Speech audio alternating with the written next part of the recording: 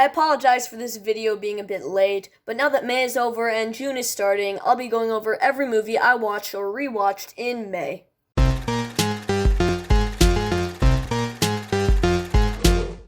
So the first film I watched was Mrs. Doubtfire.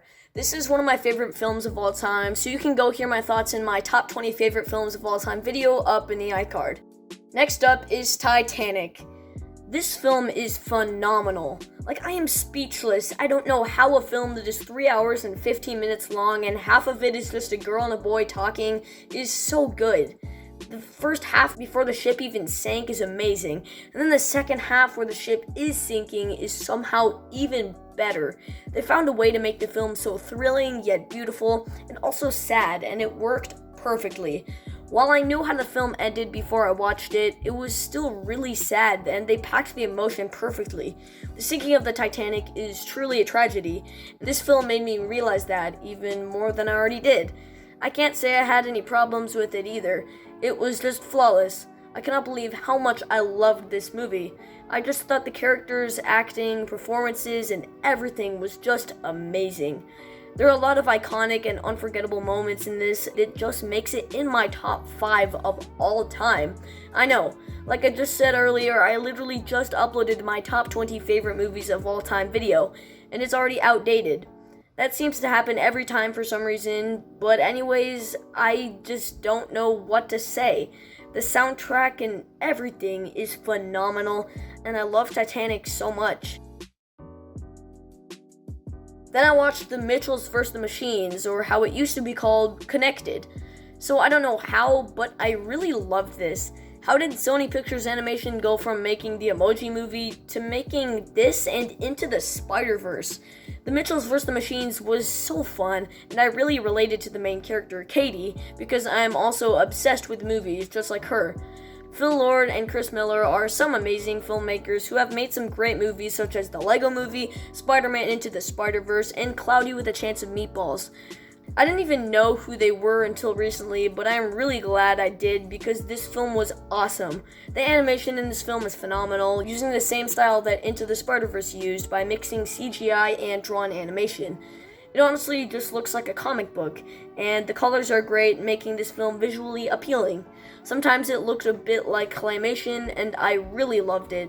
The animation let the action sequences really pop and stand out from the rest of the film, and all the explosions and car chases actually looked really cool and were really exciting. This film is also really hilarious. It got genuine laughs out of me, and it really surprised me with that aspect of the film. The trailer made it look kind of like a comedy that would fall flat, but this film was actually really funny, and I loved it.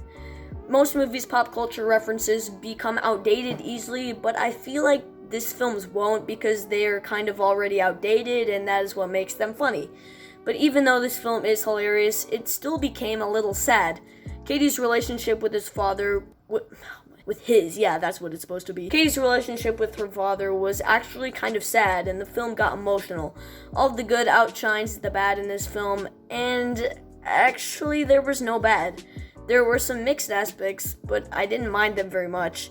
So I really love The Mitchells vs. the Machines, and if we get another animated film this year just as good or even better than this, 2021 will be a great year for animated movies. After that, I rewatched the Star Wars sequel trilogy for May the 4th. I just ranked all the Star Wars live-action movies on my channel anniversary, so to hear my thoughts, go check out that video once again up in the iCard. On the 6th, I watched Clear and Present Danger. I don't have a lot to say about this film, but I will say that it was a good enough movie. It has a lot of amazing actors in it that made it realistic, including Harrison Ford, James Earl Jones, Willem Dafoe, and more. I wish James Earl Jones' character was more involved with the story because I really like him as an actor, but I can't see where he would fit in as a main character, so I guess it's fine. Considering how much of an action movie star Harrison Ford is, I was expecting more action, but what I got was still enjoyable, and when there was action, it was pretty great, and really exciting. I didn't really like the jungle atmosphere of this film, and think I would have liked it better if it took place somewhere else. I have no clue why, but I just never liked films with jungle settings unless they're done in a special way, like in The Jungle Book. The Jungle Book has some great visuals, and that's what makes it special in my opinion. Harrison Ford played a great character in Jack Ryan, and I think that this film was pretty good. This film also got me in the mood to check out more of Harrison Ford movies. There's another one, actually there were two others that I watched this month that you'll see, and the ones I wanted to watch and also want to watch right now are The Fugitive, Patriot Games, and the Blade Runner movies. Then on the 8th, I watched Fantastic Four, or Fan-4-Stick, or whatever you want to call it. I really don't care. Please don't ask me why I watched this. I just did. Yeah, I actually thought that this film was pretty good. So many people hate it, and I can't say I agree. Kate Mara's wigs in the second half was really bad. You could easily see where there were obvious reshoots, and it has some plot holes, and I didn't like that about the film. Some of the theories this film makes up are kind of dumb. Once again, I just thought this film was kind of good. The special effects and CGI were great for most of the film. Sometimes it was a bit unrealistic, and this was honestly a pretty good origin for the Fantastic Four. I haven't seen Fantastic Four from 2005. I have seen Fantastic Four: Rise of the Silver Surfer, and this is easily the best, even though it's still not very good. And I am pretty sure even if I had seen the original, I would like this film better than its predecessor. Miles Teller and Michael B. Jordan's performances were amazing and carried the film for me, and some of the action sequences were really good. The first 50 minutes of the film were actually great to me and got me very intrigued in the story and the protagonists. The one-year time jump after the characters went to space was kind of disappointing because you never get to see the heroes cope with their new powers right away, but it was still fun to see them at the end, I guess. After the characters actually get their powers, the film becomes more messy with some more pacing issues, and that bothered me quite a bit too. The climax was really underwhelming, especially because Doctor Doom is a very forgettable and bad villain in this film, and even though I think that Fan-4-Stick is kinda good, I know the upcoming Fantastic Four film that takes place in the MCU will be better than this. Then I watched Tom Clancy's Without Remorse. So just to get this out of the way, before watching this film, I didn't even know it was connected to the Jack Ryan franchise, but apparently Michael B. Jordan plays the same character that Willem Dafoe played in Clear and Present Danger, and that was a pleasant surprise for me. For a lot of people, Tom Clancy's Without Remorse is a really average film with some mindless action and some really unbelievable things. The plot is pretty ridiculous, but if you can suspend your disbelief, you can have a really good time with this film. The action was obviously the best thing about this film and made a really entertaining film even though it was pretty dumb. Most of the time, the action in these types of movies can be really misused, but the brutality in this film and the choreography made it somewhat believable. But the action as a whole is really great. Some of it was actually really inventive to me because they put these little details in some of the scenes that made them pretty awesome. Michael B. Jordan was the saving grace for this film, and if he wasn't in it, it wouldn't be nearly as good. Whenever his character, John Clark, had to be sad, angry, or feel any emotions, Michael B. Jordan could portray those emotions perfectly, like he does in every film he's in. From Black Panther to this, all of his performances are phenomenal. I think the actual character of John Clark was likable, mostly due to Michael B. Jordan's performance, and even though sometimes he wasn't doing the right thing, you still rooted for him because you felt for him after his wife and baby died. Obviously, this film isn't even close to flawless, but it is still fun. The plot is kind of wacky, and the side characters are kind of bad, but the rest of this film makes up for it. Entertainment is a big factor in liking a film for me, and since Without Remorse is a really entertaining film, I have to give it a positive score. Tom Clancy must be a really good author and writer because both this and Clear and Present Danger are really good films. In anticipation of Hitman's Wife's Bodyguard, I checked out The Hitman's Bodyguard. Considering what this movie is called, it doesn't sound very fun, but trust me, it is super fun. The Hitman's Bodyguard is hilarious. It is the perfect blend of action and comedy, and it is great. The chemistry between Ryan Reynolds and Samuel L. Jackson is just so good and adds to the comedy even more. They play off each other so well, and it just works. The verbal jokes, the physical jokes, and the over-the-top violence was just hilarious. This is a laugh-out-loud movie, and almost every joke was funny. Here and there was one that wasn't funny, but almost all of it was amazing. I absolutely love Ryan Reynolds as an actor. Same goes with Samuel L. Jackson, and they were both phenomenal in this. They were a perfect duo in this, and it was great.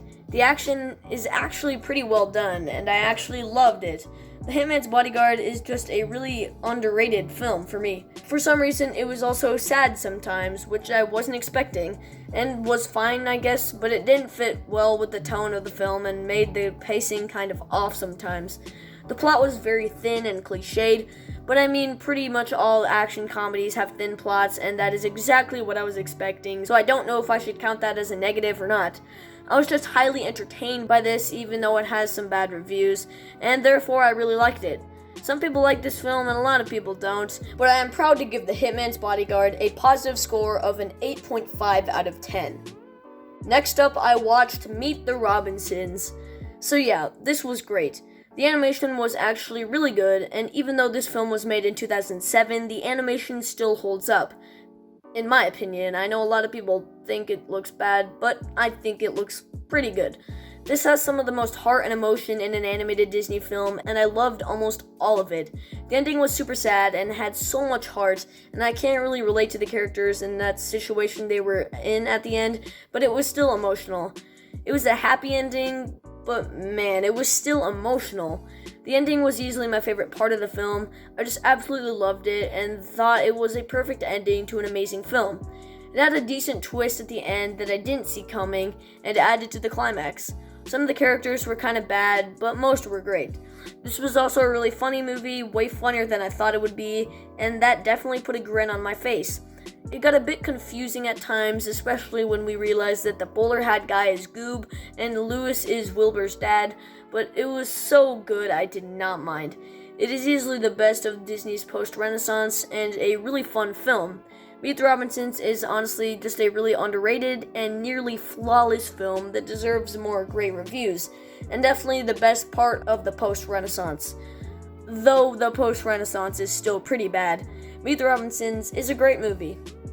And then I was disappointed by Rango. Even 10 years later, Rango's animation is gorgeous. It looks really realistic and looks almost real at times. Johnny Depp's performance as Rango is one of his best and one of my favorite parts of the film. The spaghetti western feel was fun and sometimes really funny too. The plot is straightforward and simple, but very comedic that made the first half of the film very enjoyable as a whole. My main gripe with it is that it isn't very intriguing. Everything just kind of happened, and I didn't really think it needed to be almost 2 hours long. Every scene, however, is detailed, but the last half of the movie dragged a lot. It never kept my attention, and I honestly thought it was kind of disappointing. This film got super dark at the end too, like it shows ropes people got hung on, people getting shot off of buildings, people keep talking about death and killing people at the end.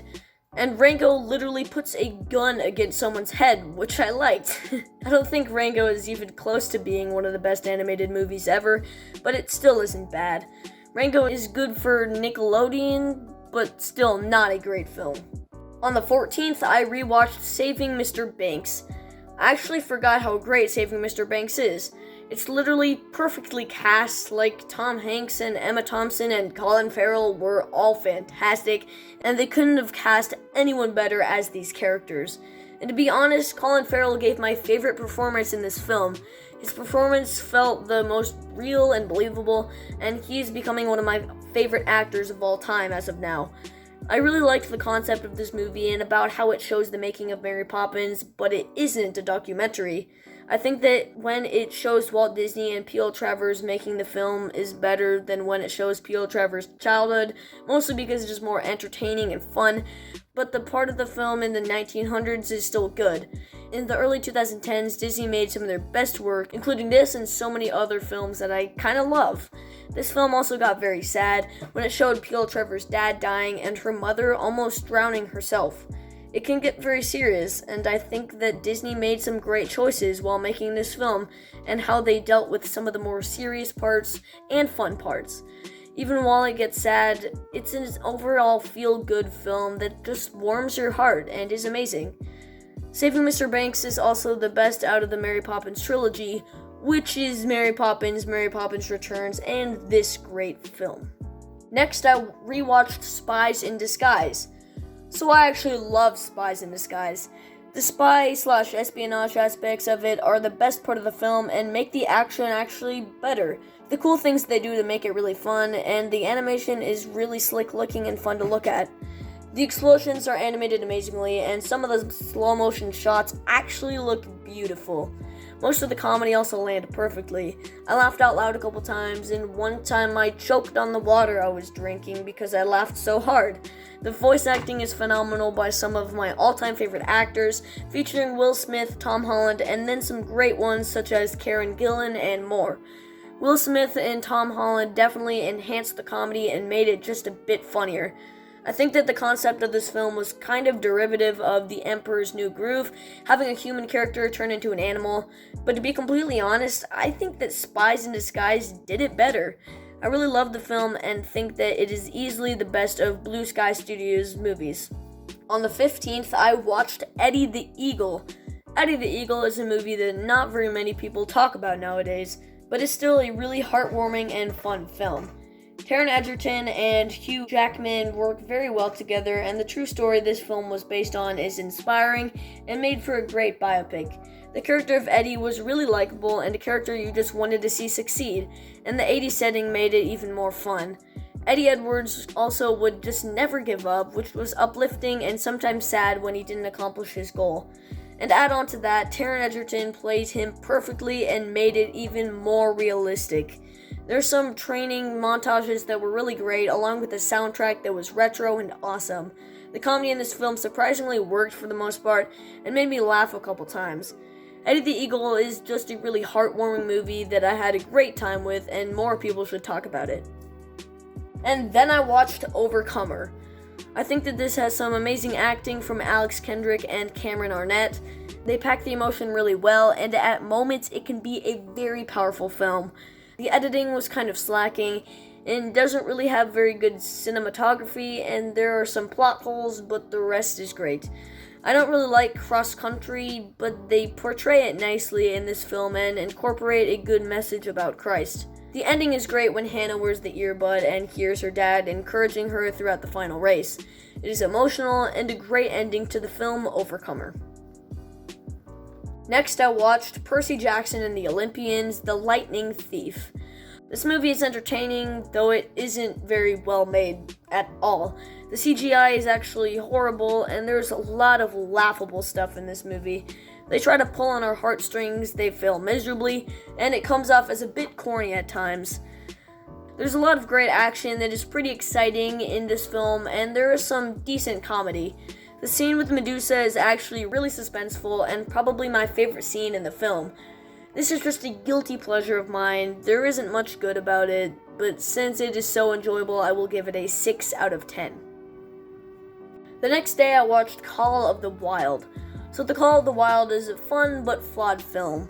Buck's CGI is very noticeable, cartoonish, and was sort of distracting at times. They made the dog have human-like characteristics, and when you do that, you can't believe that it's a real dog. Also, Dan Stevens' performance in this was horrible. It was just so bad. I couldn't stand the character he was playing in this. I can't tell if his acting was bad because of the script or if it was just him, but it was just really bad. Harrison Ford stole the show, obviously, and was easily the most likable and best character in this film. The film sort of jumped from one thing to another, and Buck just kept getting new owners and new owners and new owners. Once Buck found Harrison Ford's character, it was actually really amazing. It was just before that was kind of meh. There was some okay comedy and some pretty good action to go along with some of the great moments that made it a really fun ride and a nice film to see in class at school. When John Thornton died, it was super sad, and just to make it sadder, you had Harrison Ford acting amazingly, and most of this I really liked. The beginning just held it back a little bit, but I can still say that this was a pretty good film. The same day, I watched The Matrix. Some people think The Matrix is overrated, some people like or some even love The Matrix, and I am definitely with the people that like it. For the late 90s, the visuals are great, especially considering this film came out in the same year as The Phantom Menace, which has terrible visuals. The concept of this film is incredibly confusing, but I was really entertained by it and got the main gist of it, so that was fine. I'm not the biggest fan of Keanu Reeves. His acting is nowhere near bad, it just feels scripted, which it is, but when acting is good, it doesn't feel like it is scripted. There are a lot of iconic things in this film, some so iconic they made their way into the Space Jam: A New Legacy trailer. It is a very good sci-fi action movie with a lot of non-stop action. It's unique and stylistic and has some of the coolest fight sequences in film. On Disney Plus, I watched Clouds. Clouds is a happy movie, but then also a really sad movie that made me teary-eyed at the end. When Zach was singing Clouds and then stopped and couldn't breathe, and then the entire audience just started singing, it was so emotional. This is a film that just showed me a bunch of emotions at the same time, and I love it. It is a really meaningful, true story, and just a really great film for a Disney Plus original, and a great film in general. There are so many great drama movies, and this is one of my favorites. Clouds is a beautiful film that I would recommend to anyone with a Disney Plus subscription. Then in class, we watched Big Fat Liar. There were a bunch of great movie references to films like Jurassic Park, Psycho, E.T., The Matrix, and it was overall a really fun and funny movie that was very entertaining. I laughed out loud so many times, and it was just really fun seeing a movie inside of a movie, basically. But it is really cliched, and some things in this film were pretty stupid and convenient for the characters. The concept is fun, and it was really enjoyable, so it gets a good score of 7 out of 10. After that, I watched Air Force One. This movie is an action movie if I have ever seen one.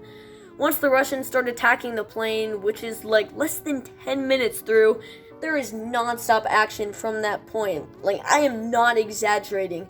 The action just never stopped, and that made it super duper entertaining, and I never got bored. It felt like we were there with the characters because there was barely ever a break for talking, because in real life, I don't think you would just be able to talk freely. I gasped multiple times while watching this, and everything was just so intense and exciting and so good. This film seriously has some of the most exciting action ever. This movie has a great cast, including Harrison Ford and Gary Oldman. Gosh, Harrison Ford is legendary.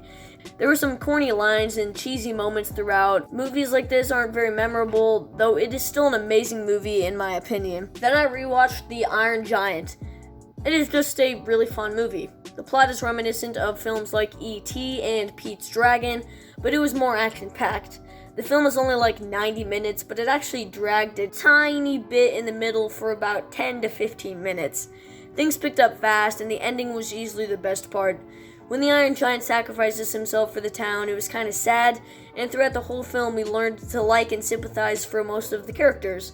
The performances from Vin Diesel and Harry Connick Jr. were great, and there were some surprisingly funny moments too. Brad Bird directs this in a great way, and this is in the top 3 of his for me, though I still haven't seen his Mission Impossible film yet, but I plan to do it soon. On the 23rd, I watched The Lone Ranger. This was a lot better than I expected. The score from Hans Zimmer is amazing in my opinion, and a really memorable one actually. Gore Verbinski's direction is great, and the acting from Johnny Depp and Arnie Hall is decent. The action is great, though sometimes there was some questionable CGI. Sometimes you could actually see the green outline around the actors, showing they were on a green screen, and that is probably the biggest flaw I have with it. I wasn't the biggest fan of how an older version of Tonto was telling the entire story of the movie to a random kid, and I definitely think that made it a bit harder to follow the already kind of confusing story. There was some forced comedy in this film that didn't really fit well with the tone, so that bothered me a bit, but sometimes it was pretty funny. Once again, Hans Zimmer's score is great, and the way they played William Tell Overture during the climax was fun. The ending was really exciting, and I liked a lot of this film. I've said this before, but I base my rating system off of how much I enjoy the film for the most part. If I enjoy it, it gets a positive rating. If I don't, it gets a negative rating. It's pretty self-explanatory. I really enjoyed this 2.5-hour film, maybe because I watched it in 3 sittings, but I genuinely enjoyed it.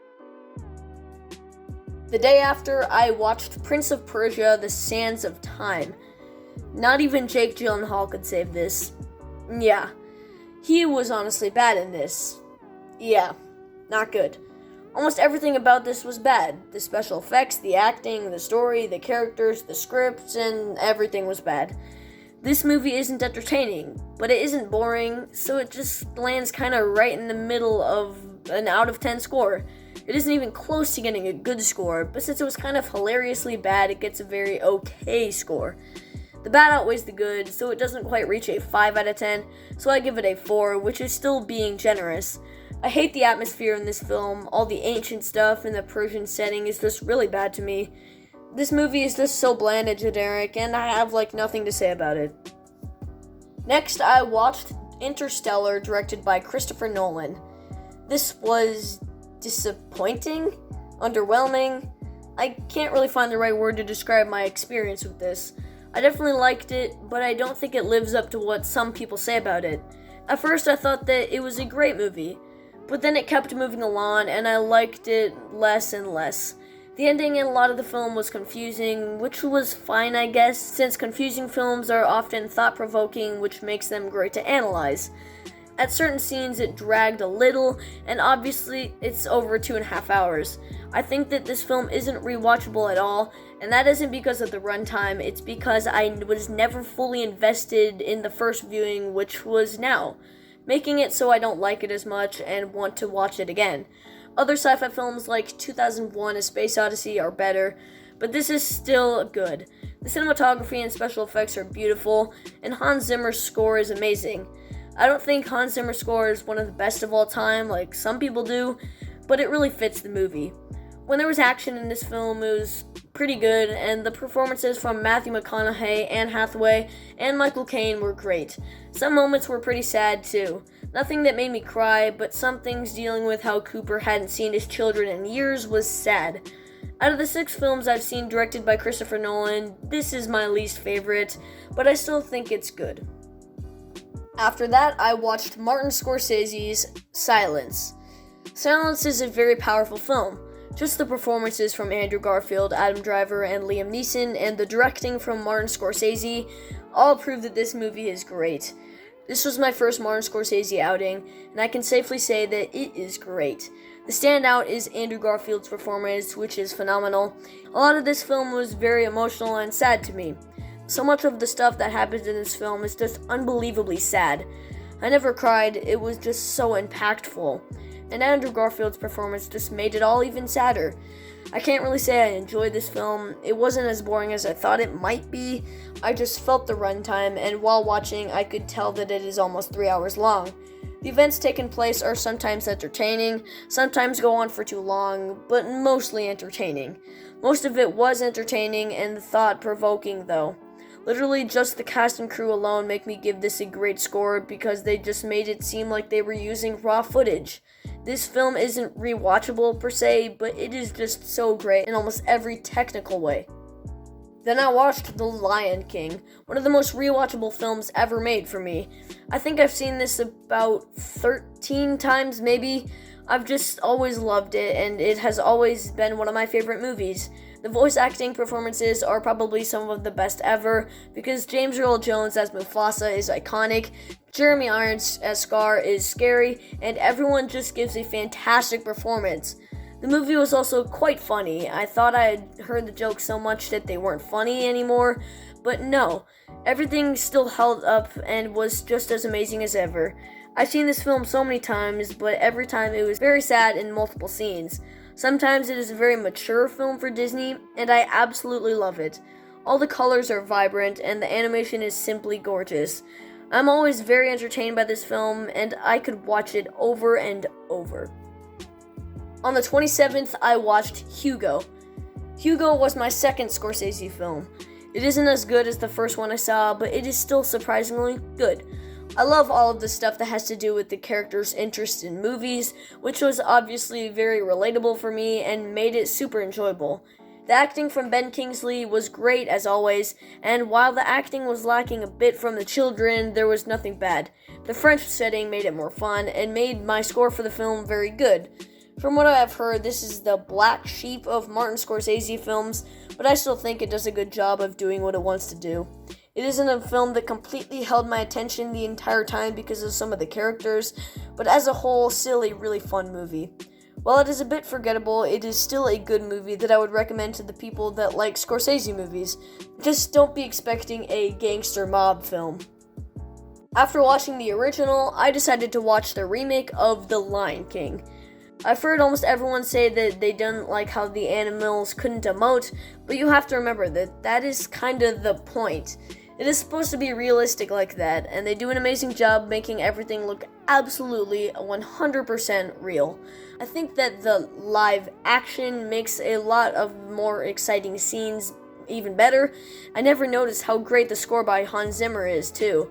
At the end, when Simba defeated Scar and claimed the throne as king, the score just put a smile on my face and was absolutely beautiful. The voice acting is amazing, except for one person that I'll get to later. The singing was also pretty bad. Seth Rogen was good as Pumbaa for the dialogue, but his singing was in the wrong key most of the time and bad. Billy Eichner, I don't know his name, was alright as Timon. His singing was just, once again, very okay.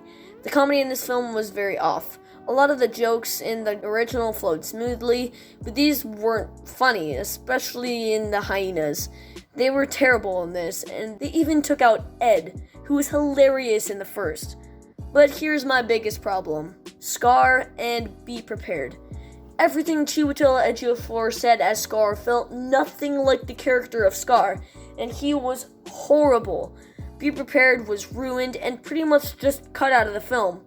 You have no idea how mad that makes me.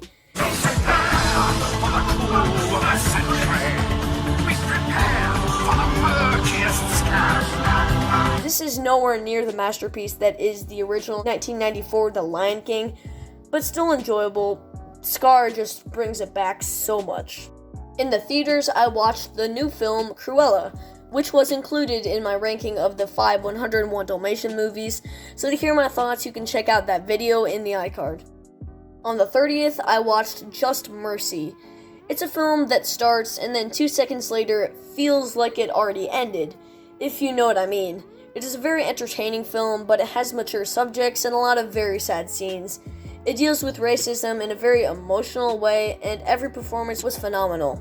Michael B. Jordan was phenomenal, J.B. Fox was phenomenal, and Brie Larson was great. Not quite phenomenal, but still great. I think that she gets way too much hate and has some very good acting abilities in the story and every character, and because of that, when certain things happen, they're even more sad. I don't know whether I should call it overlooked or underrated, but what I can call it is phenomenal. On the 31st, I watched Chaos Walking. It's a very average film. It is nothing spectacular, but it is still super entertaining. It is just as forgettable as you would think it would be, and some of it is utterly stupid. The acting performances from Tom Holland and Daisy Ridley were pretty great, and the special effects were very good. Some of it was actually very good. There was just a lot that I didn't like at all. All of the side characters I couldn't care less about, and all of it seemed rushed. It was kind of sad at one moment, and there were 1 or 2 jokes that were decent, but once again, all of it was just too forgettable. The only thing memorable was the performance by Tom Holland. Even Nick Jonas was bad in this, and his character was super obnoxious. It seems like I have more negatives than positive, but I guess that this is a good way to pass the time. And then I ended the month by watching Tenet, which lands right in the middle of my Christopher Nolan ranking. It is a pretty great movie and has some phenomenal editing. A lot of people complain about the sound mixing and think that the music covers the dialogue so you can't understand it, but I personally don't understand that and think they blended the music and dialogue pretty well. The way things go backwards in this film, like explosions and car flips, look really cool, and the visual and practical effects look awesome. The acting from John David Washington, Robert Pattinson, and Michael Caine is great, but I think that Kenneth Branagh is pretty bad. I'm not the biggest fan of him as an actor, and I think that someone else would have fit the role more than him. Christopher Nolan is one of my favorite directors, and thankfully, Tenet was a great movie. 34 movies. Wow, that's more than I've ever seen in 1 month. But until then, stay tuned and subscribe to Cinema Ranks.